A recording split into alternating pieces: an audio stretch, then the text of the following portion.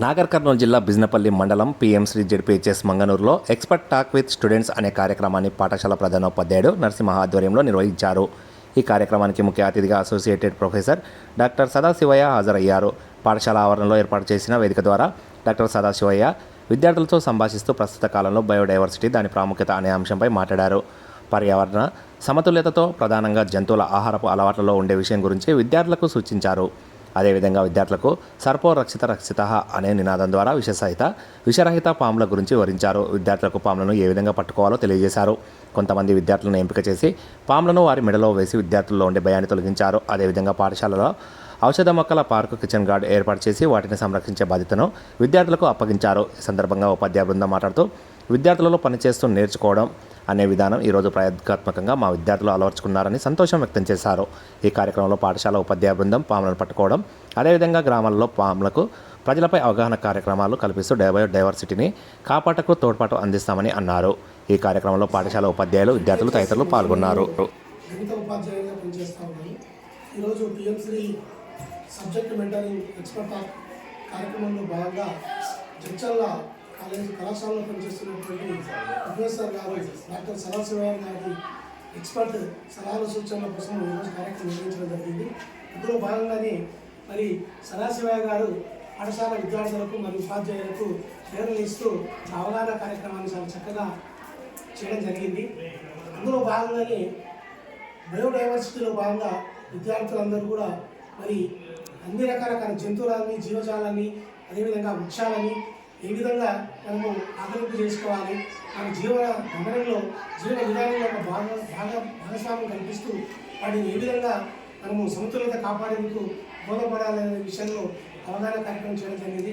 అదేవిధంగా పాఠశాలలో ఉన్నటువంటి ఒక పెద్ద రావి చెట్టును మదర్ ట్రీగా భావిస్తూ దానికి ప్రతిరోజు పూజ చేయడం, తర్వాత ఎవరైనా ఆహ్వానితులు వచ్చినప్పుడు మరి వారిని మొదటగా ఆ చెట్టు దగ్గర తీసుకెళ్ళడం ద్వారా పిల్లల లోపల వృక్షాల పట్ల ఉన్నటువంటి అవగాహన పెంపొందించడం వాటి పట్ల ఒక విధమైనటువంటి వినోద సంబంధాన్ని ఏర్పరచడానికి అవకాశం ఉందని తెలియజేసినారు.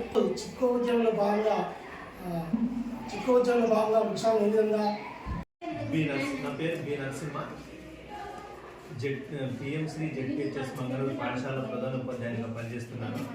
ఈరోజు సబ్జెక్ట్ ఎక్స్పర్ట్ కార్యక్రమము మా పాఠశాలలో నిర్వహించడం జరిగింది. దీంట్లో భాగంగా ప్రొఫెసర్ సదాశివయ్య సార్ గారిని ఇక్కడికి ఇన్వైట్ చేయడం జరిగింది.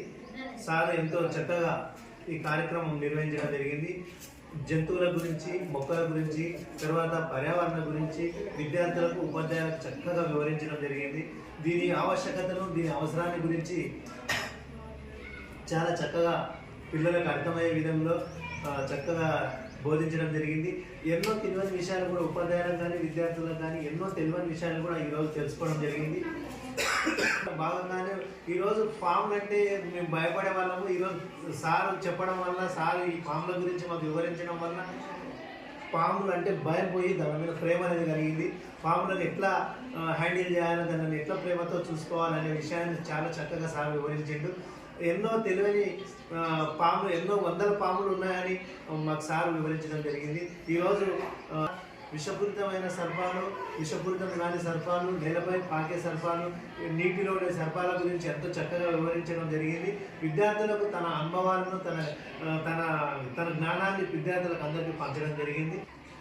ఈ కార్యక్రమంలో సదాశివయ్య సార్ గారు బుక్కులు చదవడమే కాకుండా మనము ప్రాక్టికల్గా చూస్తే ఎట్లా విద్యార్థులు ఏ విధంగా నేర్చుకుంటారనే అంశాన్ని చాలా చక్కగా వివరించారు. సార్ ప్రొఫెసర్ సదాశివయ్య సార్ చెప్పడం ద్వారా విద్యార్థుల్లో కూడా పాములు అంటే మొత్తం మీద భయం అనేది పోయింది.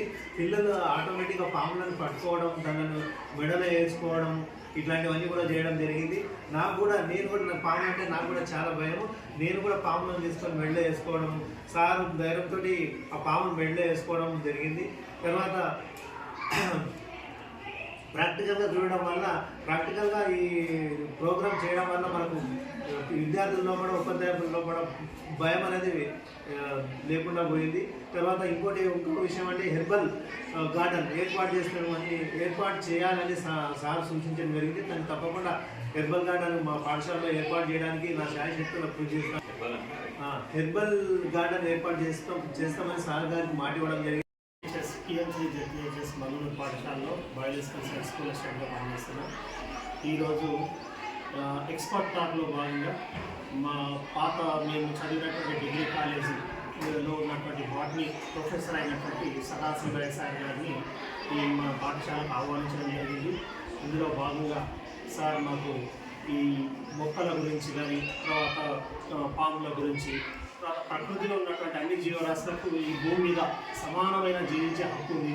తర్వాత బయోడైవర్సిటీని ఎట్లా కాపాడాలి అంటే ప్రతి మొక్కల్ని కానీ ప్రతి జంతువుల్ని కానీ వాటిని కాపాడుకోవడం, దానివల్లనే ప్రకృతి లోపల ఒక సమతుల్యత ఉంటుంది అనే కోణం లోపల పిల్లలందరికీ కూడా మంచిగా సార్ వివరించడం జరిగింది. తర్వాత ఈ మా స్కూల్ లోపల జెర్సలలో ఉన్నటువంటి కాలేజీలో ఉన్నటువంటి పార్క్ ఏ విధంగా ఏర్పాటు చేసిందో అదే ప్రేరణగా మేము కూడా మా స్కూల్లో కూడా కిచెన్ గార్డెన్ అనేది ఏర్పాటు చేసుకొని PM SHRI ZPHS మంగనూరులో school assistant English టీచర్గా పనిచేస్తున్నాను.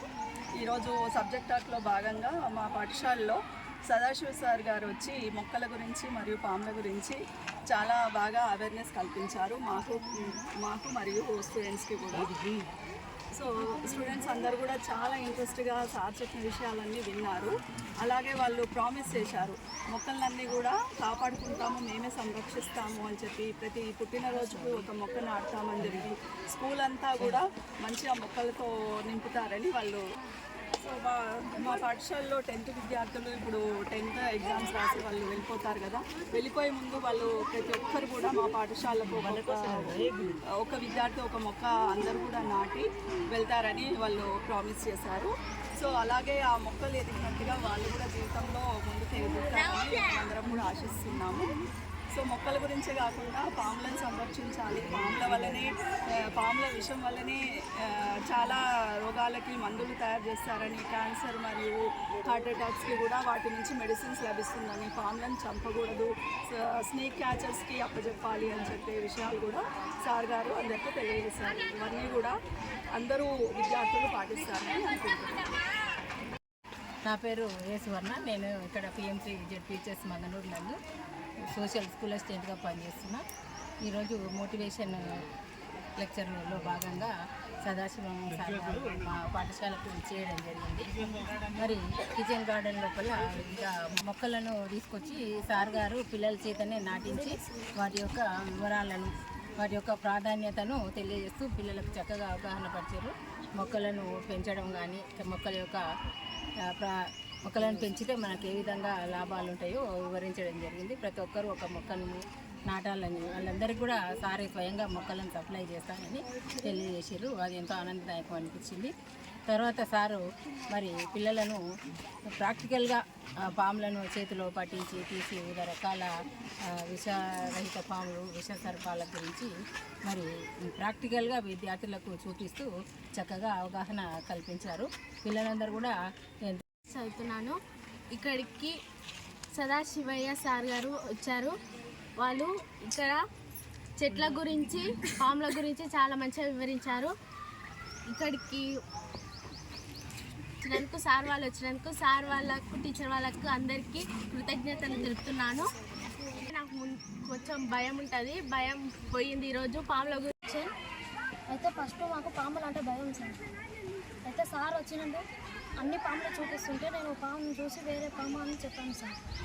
సార్ ఇంకా నాకు పాము ఇచ్చి చేతులకు భయపడుతుంటే సార్ పట్టుకున్నాడు సార్. అంటే పాము పట్టుకున్నప్పుడు నీకు ఎట్లా అనిపించింది? పట్టుకోక ముందుకేమో భయం అయింది సార్.